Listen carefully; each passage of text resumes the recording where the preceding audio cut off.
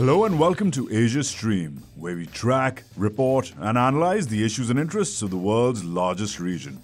I am Waj Khan, Nikkei Asia's digital editor here in New York City. Today's episode, China's big week, the coronation of Xi Jinping. It's been quite the week for China and China watchers. We're in the middle of the 20th National Congress of the Chinese Communist Party, or the CCP. The massive event only happens once every 5 years.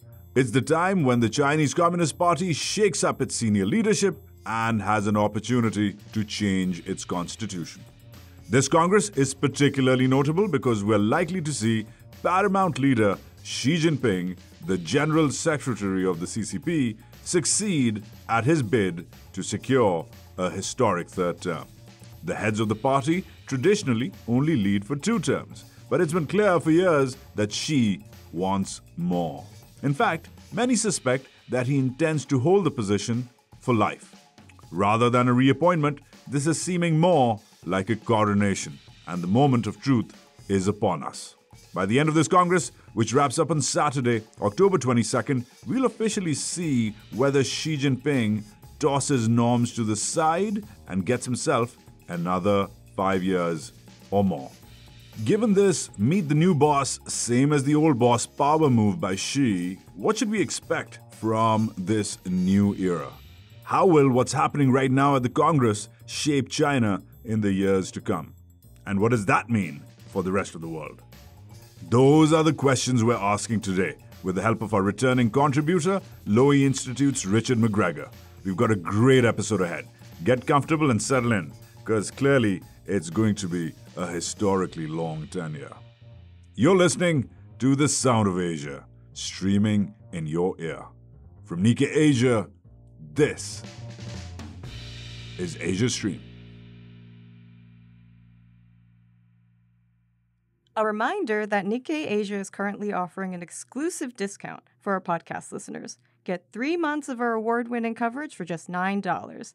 To redeem, just click the link in the episode description. Here in the studio to catch us up on the basics of the CCP Congress is Asia Stream correspondent Monica Hunter-Hart. Monica, welcome back. Thanks, Wash. So is this like the Communist Olympics? I mean, I know that sounds flippant, but what exactly is this Congress and why is it important? I guess you're right that it repeats every 5 years in a cycle, but no, it's not exactly that. This is, in fact, the time when the new leadership is chosen for the Chinese Communist Party, which rules China. The process involves thousands of delegates gathering, then about 200 of those are appointed to the Central Committee.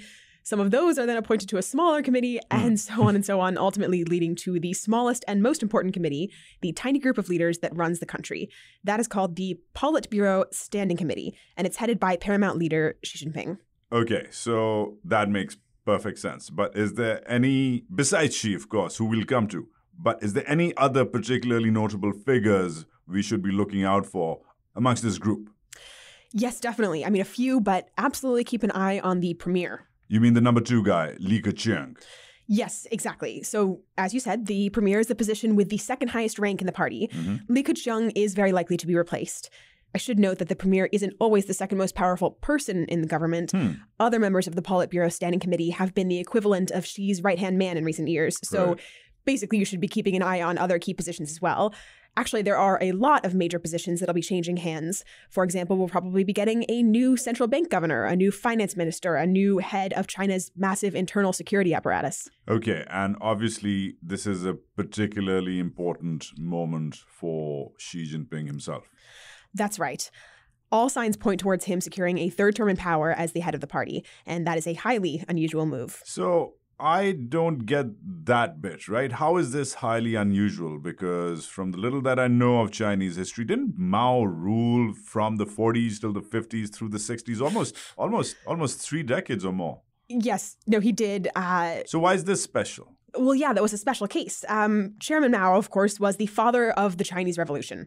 And since then, norms have changed. In recent decades, the heads of the CCP haven't stayed in power for more than 2 terms.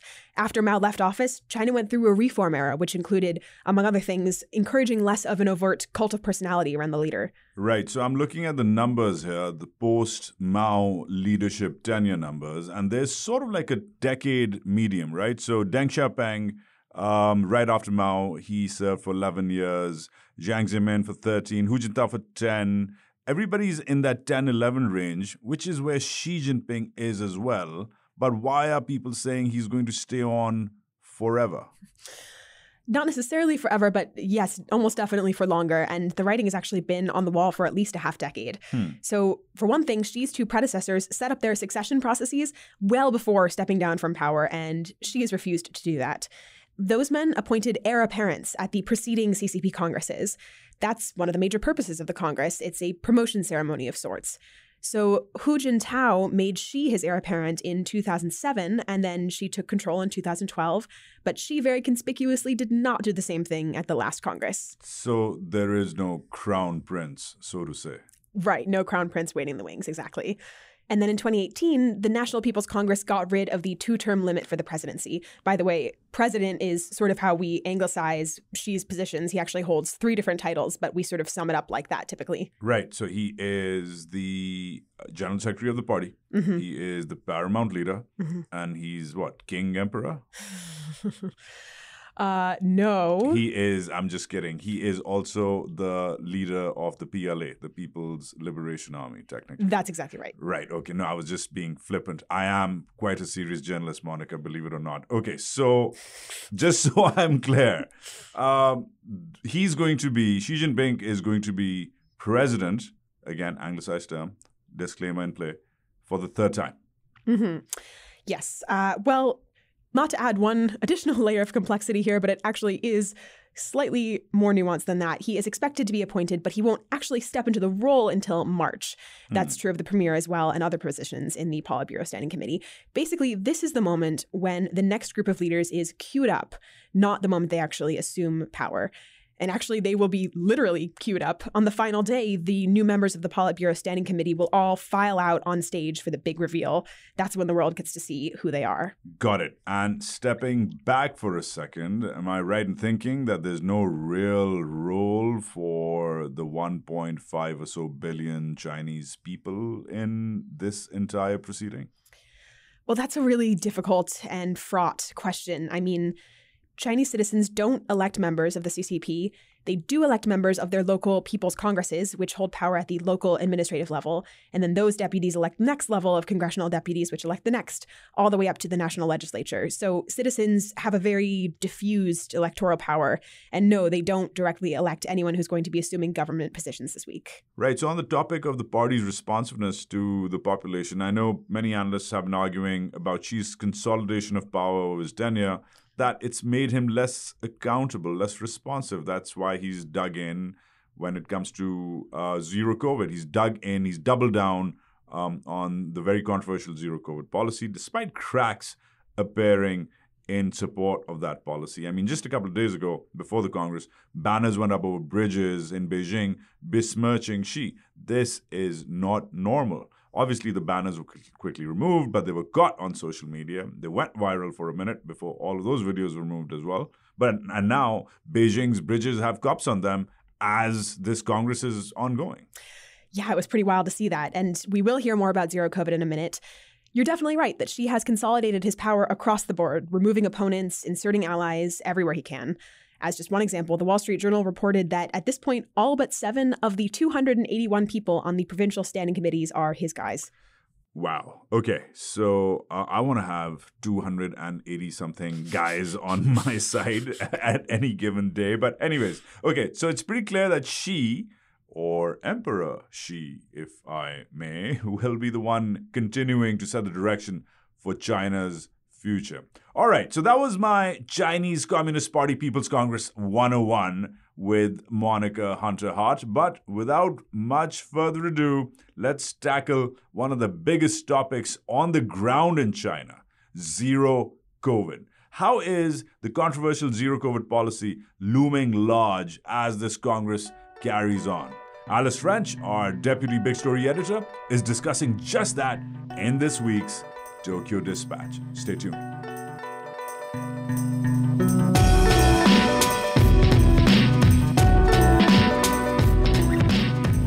Konnichiwa and welcome to the Tokyo Dispatch, where I send regular updates from the narrow streets and neon lights of Tokyo, home to Nikkei HQ and hub for our East Asia coverage. With all eyes on China's 20th Party Congress, last week's big story took a deep dive into the country's COVID-19 policy, asking for how much longer can Xi maintain his extreme anti-virus measures, particularly as he seeks a third term in power.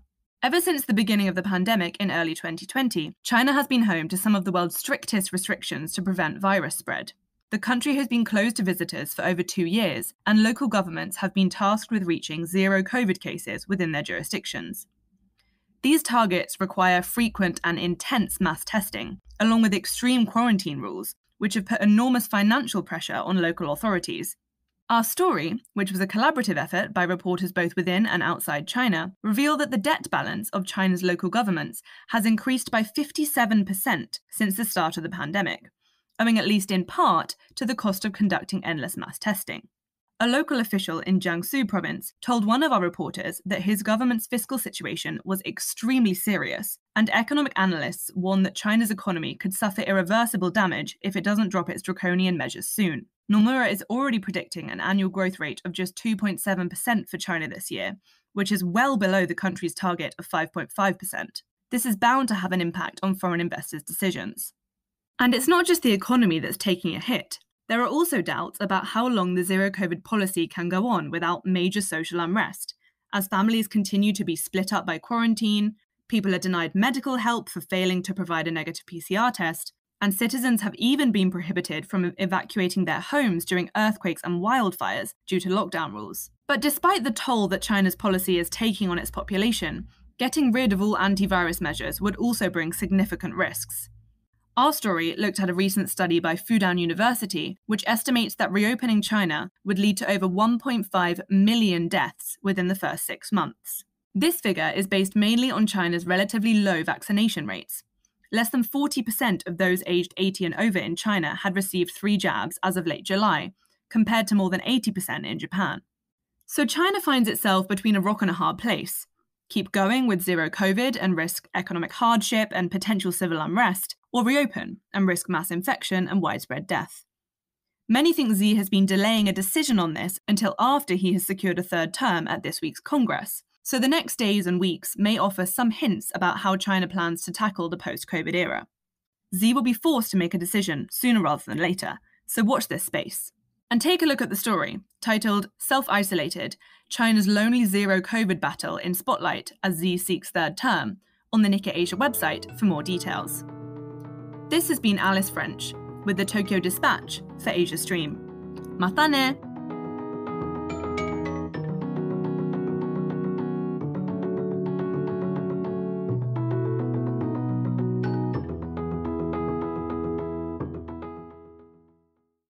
Thanks to Alice French. Now, let's bring in our favorite China watcher, Richard McGregor, to discuss the Congress so far and what to expect in this era of Xi's renewed power. Richard McGregor is Senior Fellow for East Asia at Australia's Lowy Institute, a former Beijing and Washington bureau chief for the Financial Times, and the author of numerous books on East Asia. He's also a frequent Nikkei Asia contributor. Richard, welcome back to Asia Stream. Hi there, good to be with you.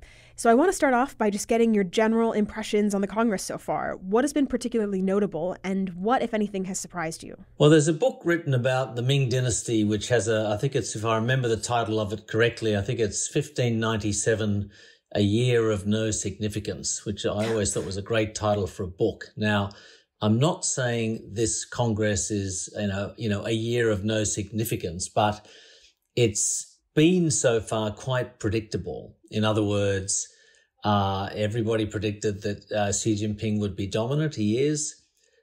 People expected his policy program to be reaffirmed. It manifestly has been. So it's not like other party congresses where, things jump out at you from the shadows or from the side. And there's also been very few leaks. We often get leaks before party congresses. This one has been very tight. So it's really interesting, but it's not surprising. Got it. I do want to touch on the question that everyone's sort of thinking about, which is, of course, succession. Xi himself, as we all know, is most likely going to secure a third term, but this is right about the time when we could see a potential successor coming up down the line, particularly depending on who is appointed to the Politburo Standing Committee.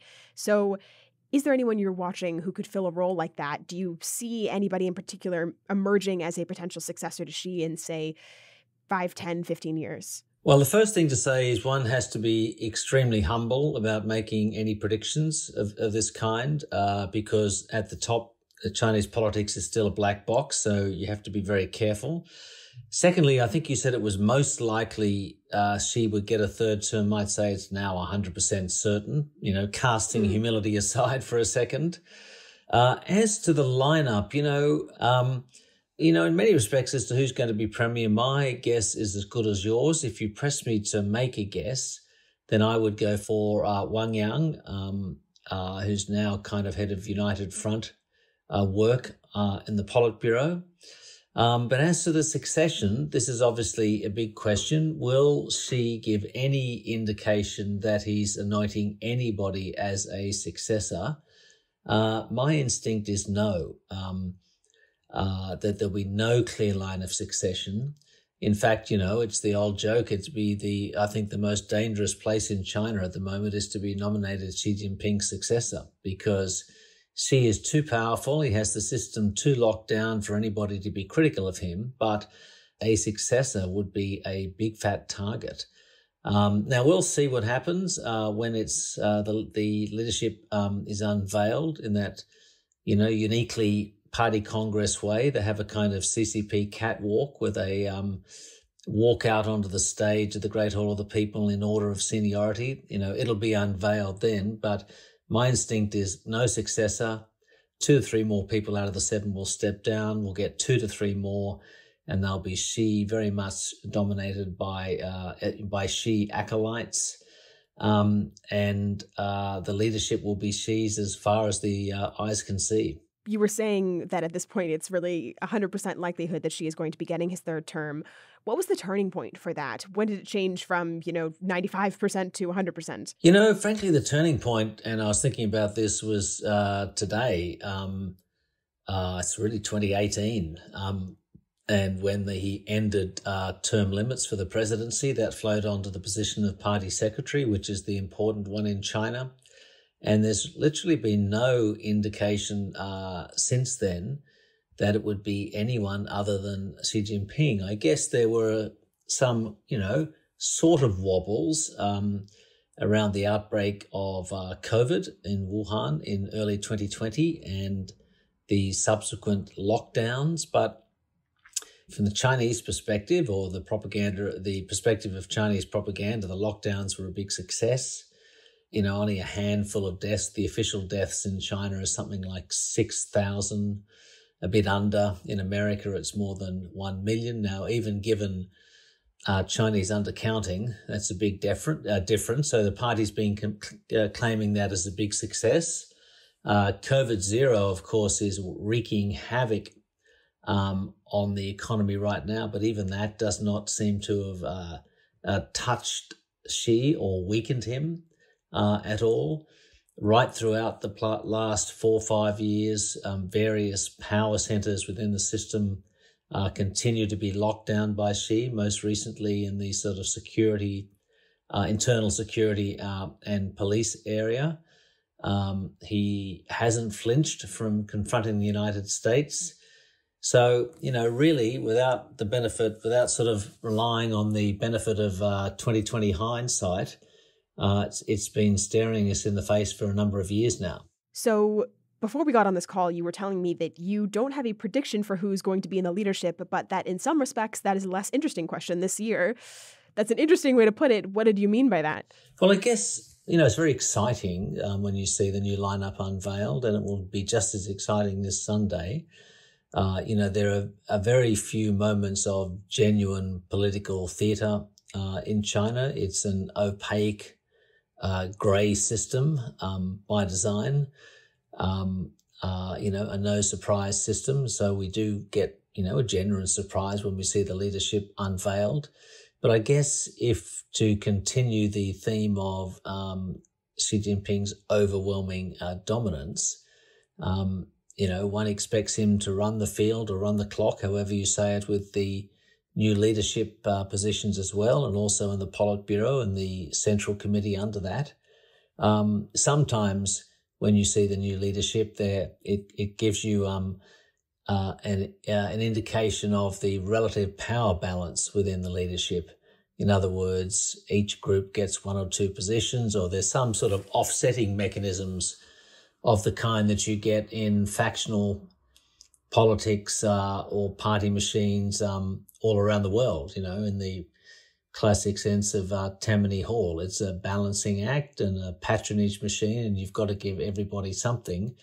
But once again, I think the indications are, and let's wait and see what happens on Sunday, that the new lineup will reinforce the same message that she is totally dominant at the moment. So in that respect, it will be less interesting than an era where you had more to calibrate. It seems like one of the reasons Xi was doubling down so hard on his zero COVID strategy was because this Congress was approaching. Zero COVID is generally viewed as his biggest legacy. I mean, economic growth in China has slowed during his tenure compared to his predecessors.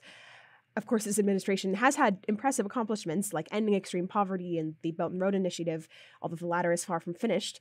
But right now, nothing is looming quite as large as zero COVID. So if Xi does get reappointed this week, does that mean that he'll be free to loosen up that policy a bit because he's less concerned about the optics and how those may help or hurt his ability to secure a third term? Well, this is the big question, I mean, what is the plan on zero COVID? We've had lots of speculation in the lead up to the Congress that will be the moment when Xi will ease the policy. Maybe that's right, but every indication so far is that that's not the case.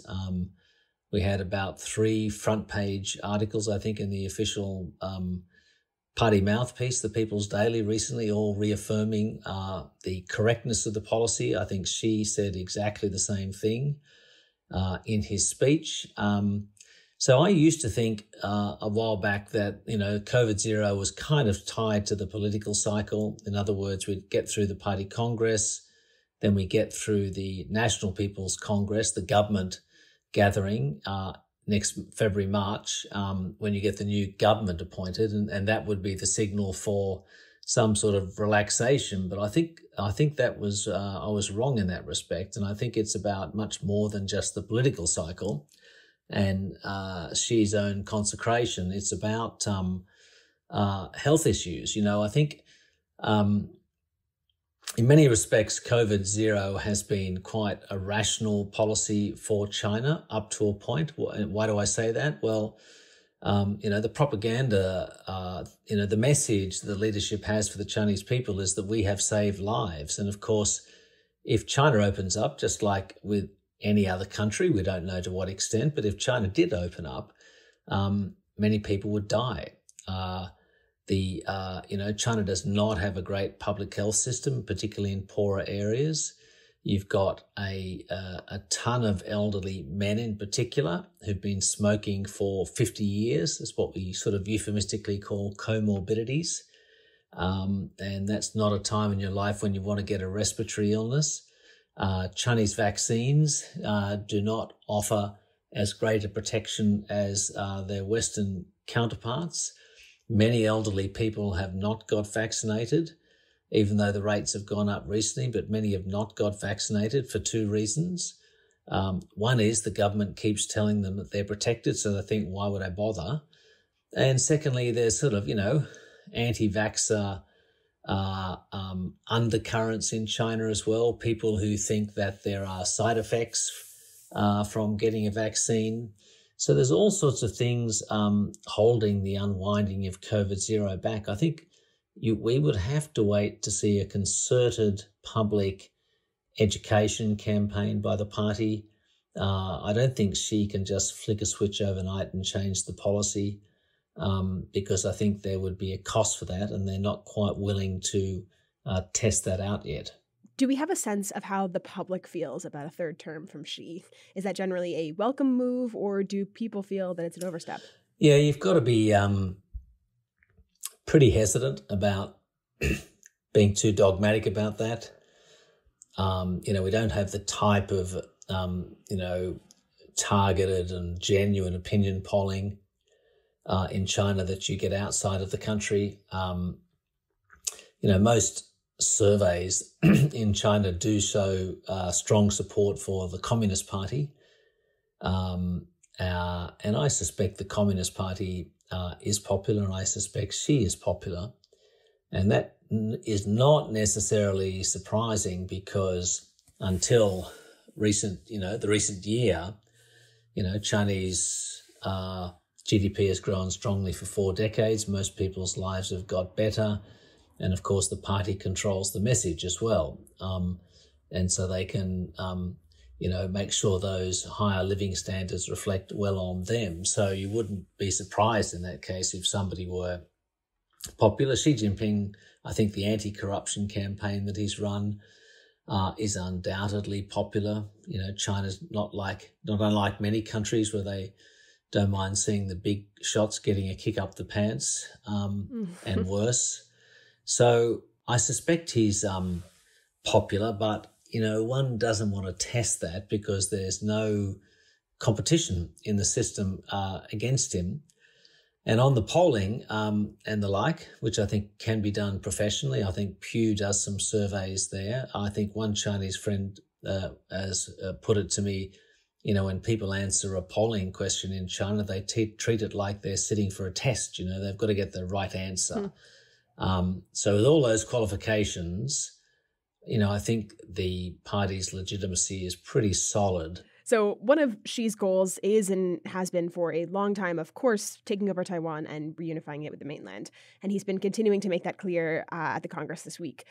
But notably, his tone, it seems a little bit more hawkish even than before. And we also have this new geopolitical backdrop to contend with. Since Russia's invasion of Ukraine, the world has been coming to terms with the idea that we may not have been taking authoritarian leaders' threats of invasion seriously enough in the past. What does a third term for Xi maybe mean in terms of Taiwan?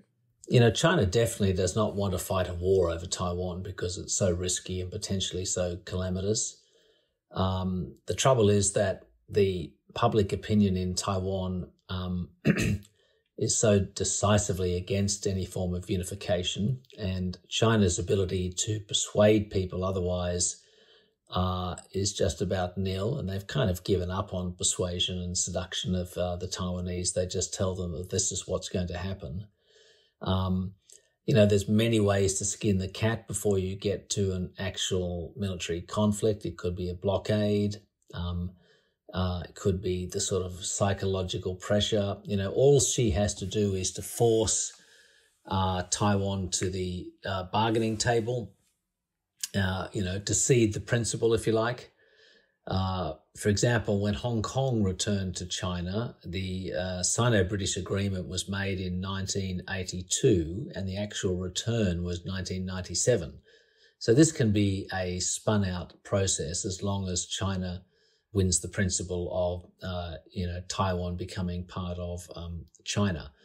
In terms of military conflict or, the situation becoming much tenser, it could happen very quickly, but I do think we've got the Taiwanese election in 2024, very early in the year. Then we've got the US election later that year.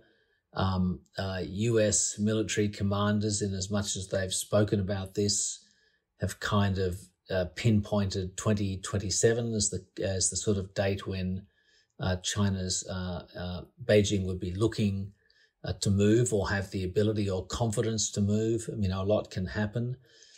One of the legacies of Ukraine is that China would understand that if they're going to do this, they've got to do it quickly.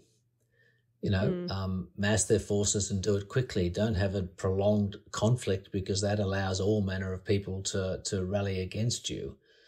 But there's not only the issue of, winning a war if it came to that, and I'm not saying it will, but you then have to occupy Taiwan. How do they do that? This is a sophisticated society. political parties, independent companies, courts, a bustling, thriving civil society. You've got to shut all that down. So it's a monumental task, which I'm sure China has multiple blueprints to execute, but actually doing it is another thing altogether. Right. I want to move just to talking briefly about the big speech that she gave on Sunday. Of course, it was all about security. He was framing pretty much every issue from foreign policy to COVID to the economy as relating to safety and security in some sense. In one sense, that kind of a framing helps sort of justify his role. He's positioning China as being threatened by all these external forces and himself as the savior. But on the other hand, China really does have a lot to be worried about right now. And I'm hoping that we can maybe just kind of I'm hoping that we can kind of just get inside Xi's head for a minute almost. And from his perspective, what are these very real threats facing China in the near future, and what is the best way from his perspective to address them? She's like a lot of leaders around the world. In fact, China was probably well ahead of other countries in putting national security ahead of the economy. You see that kind of debate in Europe now. What are the threats? Well, there's obviously the perennial threats from the quote-unquote hostile foreign forces, which is, of course, primarily the US. Competition with the US is hydra-headed. It's about technology, it's about the region, it's about geopolitics, about the economy, about trade, but it's also a contest of systems. The Communist Party is convinced that the US wants to undermine it. Peaceful evolution, however you look at it. And so there's that. I think also she sees us at a decisive moment of opportunity for the party, at a moment when they've assessed that the US is weak and that China is becoming stronger. China under Xi particularly, but it has been for many years, is a mobilization society. They mobilize workers, they mobilize capital, and they also, mobilize sentiment. That's, I think, lies behind a lot of, so in that respect, it's a kind of a wartime economy, which doesn't mean it's about to fight a war, but it has that wartime economy society feel about it. And I think that she thinks that he has, that underlies a lot of what drives Xi's policy to, keep the society on edge for struggle, as he constantly calls it, for a potential showdown with the United States. And I think he thinks that's a great advantage for China over, feckless democracies, that they are all up for the fight. So that's, I think, what lies behind all of that rhetoric. Got it. And then lastly, just very briefly, what can we expect domestically in China to happen under a third term? Well, they've got to get through COVID zero. And it doesn't look like that's going to happen, before, mid to early next year. And that will take a while to unwind as well. And we don't know whether that'll come with genuine travel in and out of China, or simply whether within China movement will be freer. COVID zero has made much worse. Two of the big other problems in China the party is focusing on. One is the fertility rate and a rapidly declining population. I think the fertility rate has gone down even lower during COVID, and why not? You wouldn't really want to start a family right now. And secondly, it's made the property market jitters even worse as well. On top of which, China is suffering the same afflictions from climate change that many countries are around the world. They've had record floods and, of course, a record hot summer this year as well. So there's all those sorts of things. What is going to happen immediately? That's a good question, because when he came to power in 2012, he came out of the blocks with lots of initiatives. China's got some big initiatives, global initiatives on its plate now, a security initiative, and a sort of more broader diplomatic initiative. but it's pretty hard to move on at the moment while the country is locked down. So the big agenda is how to get out of COVID zero. Richard McGregor, thank you so much for coming back on Asia Stream. Thank you, Monica. That's it for Asia Stream this week. As always, I encourage you to head to Nikkei Asia at asia.nikkei.com for more in-depth coverage of China and all things related to Asia. If you enjoyed this podcast, please share, subscribe, and leave us a review and hopefully a 5-star rating. And, of course, a last reminder that Nikkei Asia is currently offering an exclusive discount for our podcast listeners. To get the discount, click the link in the episode description. Use your fingers and thumbs. Click away. This episode was produced by Monica Hunter-Hart. I'm your host, Waj Khan. We're taking a couple of weeks off for travel and reporting, but we'll be back on November 10th with some exciting content. So don't float too far downstream.